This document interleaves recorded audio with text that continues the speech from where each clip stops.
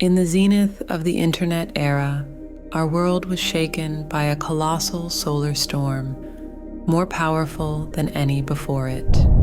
This storm unleashed a stream of solar winds that pierced the veil of space, manifesting its destructive energy as an aurora orbis, a celestial phenomenon that transformed skies across the globe into ethereal spectacles of magic, heralding a new epoch in the history of mankind. In an instant, this unprecedented solar event unleashed catastrophic disruptions across the globe. It caused most electronic devices to fail, leading to a collapse of communication networks and disrupting essential coordination. Transportation systems ground to a halt, sparking widespread logistic challenges, and the cessation of industrial operations further amplified the crisis. These cascading issues spiraled into the shutdown of power plants. As a result, societies were rapidly thrust back into a pre-electric era, forced to grapple with the stark reality of life without electricity and modern conveniences. Meanwhile, another particular tragic implication caused by the damages of the solar winds had already taken hold, but was to remain undiscovered for decades. Over the following years, without the capability for modern transportation, the population fragmented into isolated communities.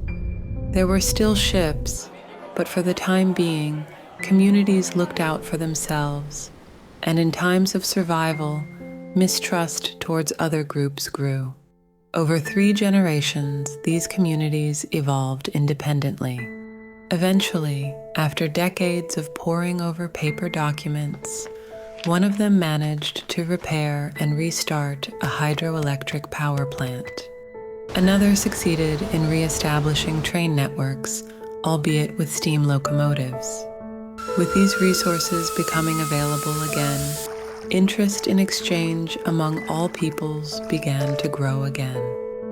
As a result, representatives from these communities soon began to reconnect and exchange knowledge. It was then that the full scale of the earlier mentioned calamity became fully apparent. The data damage caused by the solar winds was so extensive that information stored solely digitally had almost entirely been stripped away from the collective knowledge, leaving any hope of a soon catch-up from this societal disaster lost. While the vast repository of knowledge from before the internet age remained accessible due to the recovery of books, the decades dominated by the so-called web seem to have disappeared almost entirely. Ever since, we have been striving to make sense of the fragments of data on devices that have been recovered from various locations around the world. Unfortunately, the majority of these devices have turned out to be damaged, rendering the data on them incomplete.